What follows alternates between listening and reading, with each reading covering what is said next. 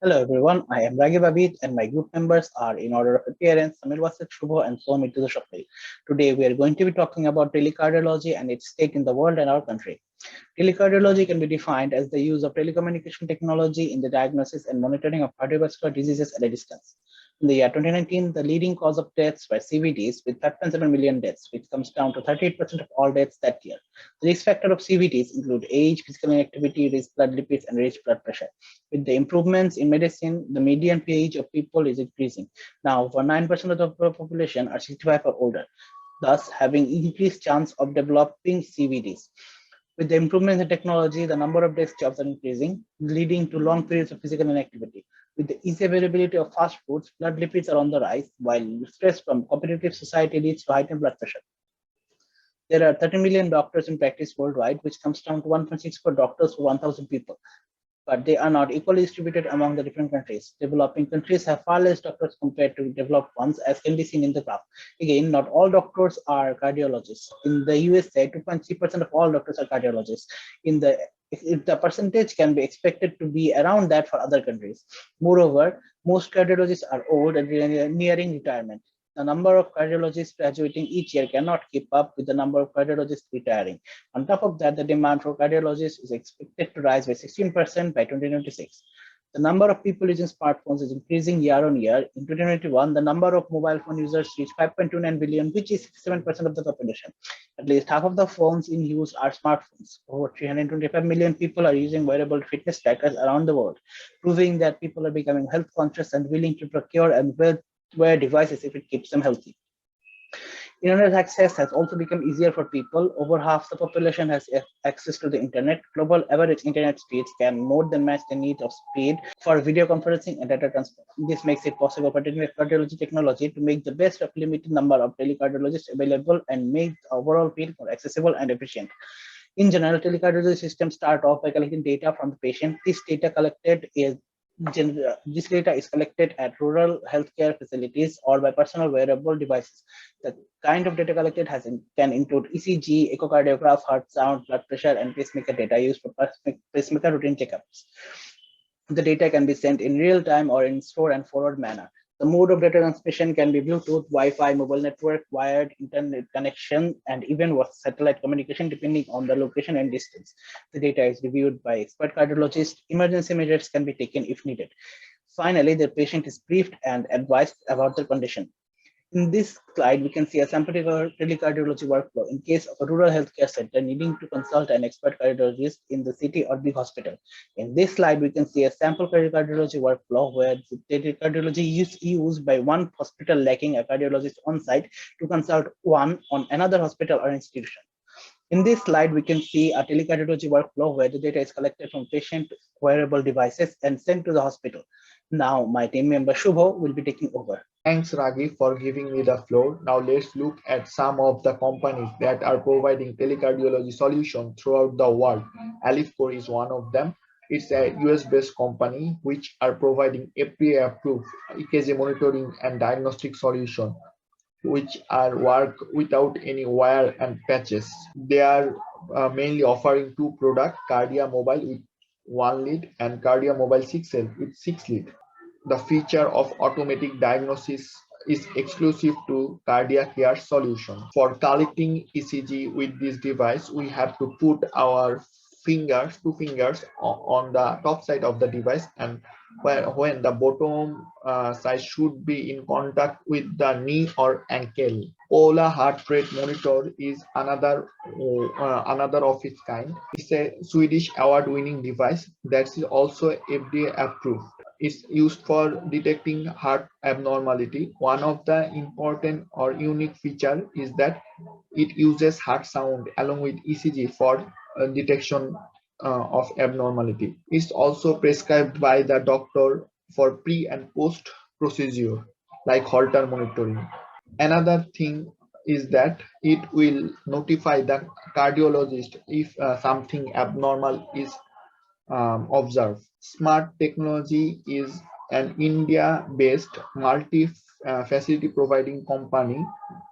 Along with cardiac consultation and reporting, it also offer research support like annotation of CT, MRI, heart sound, and academic training by online. A team of India, USA, UK is providing cardiology reporting service to the individual or to the organization. Now let's look at two of the telecardiology systems that are presented in the latest journals. Real-time tele-echocardiogram based on mobile device have a significant diagnostic importance. It will ultimately provide echocardiogram support in low resource point of care.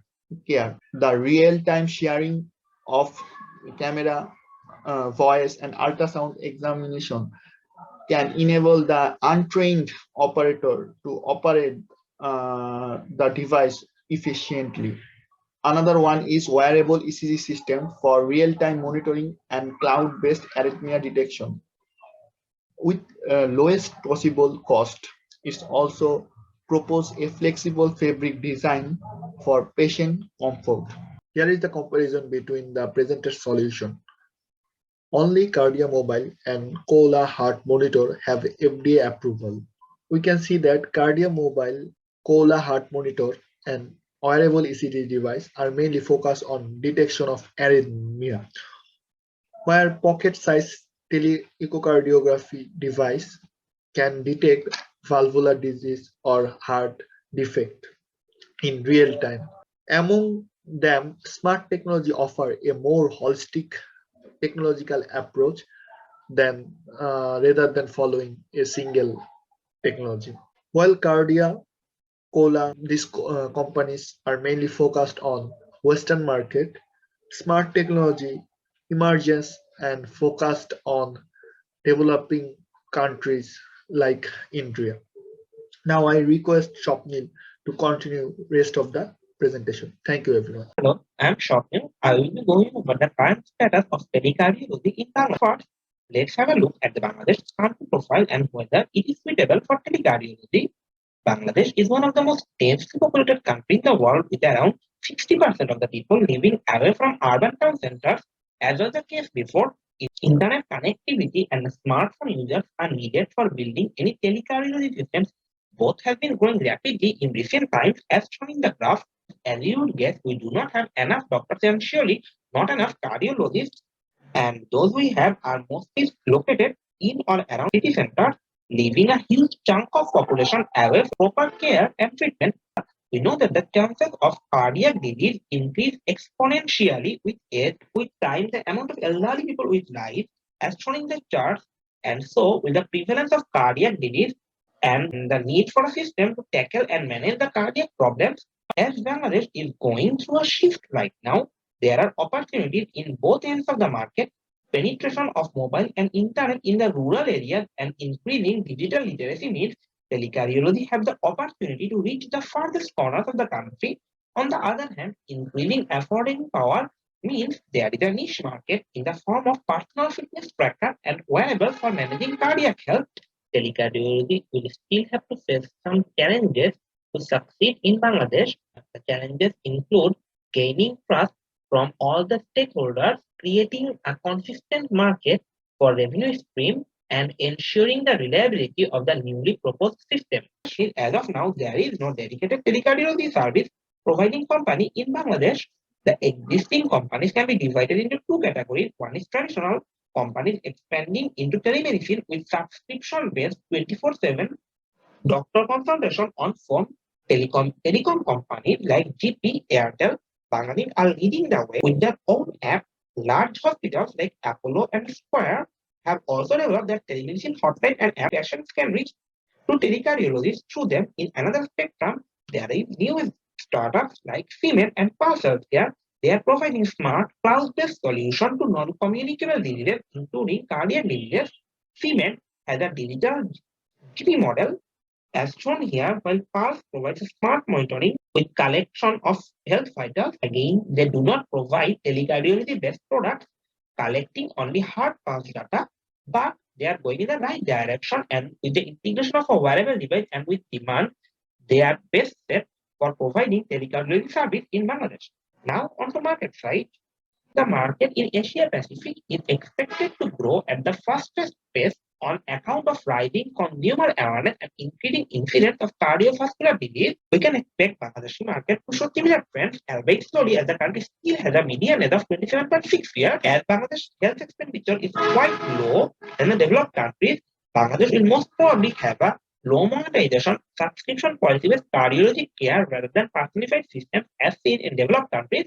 Due to market similarity with India, we can extrapolate that Bangladesh will have a market size of about $1,568 million for healthcare consulting services, which include telecardiology. Time for conclusion. From the detailed discussion and the extensive research performed, we will give our 2 cents on this topic. First, startups are budding. There is definitely gaps in the market, and naturally, various startups are trying to get that market. As this is a growing market, different multinational corporations are investing here, as is the case for telecom giants in Bangladesh. However, the existing market is still niche and only available at 2 spectrums: ultra-rich urban area and remote area. Now, some advice for entrepreneurs and new entries to the market. In Bangladesh, NGOs like BUET have succeeded based on community model. Entrepreneurs can easily collaborate with NGOs for fast market expansion in hugely populated but poor or remote areas of the country. The entrepreneurs can follow subscription-based service for rural communities that can offset costs and can recoup money from serving a large section of the population. Moreover, investment will also be available if the new enterprises follow social business models and improve public health. Besides, the next gen health tech will definitely be self-focused, as seen in developed countries. Entrepreneurs need to create the market in Bangladesh if they wish to benefit from this shift. Thanks all for listening. Feel free to ask any questions if you want.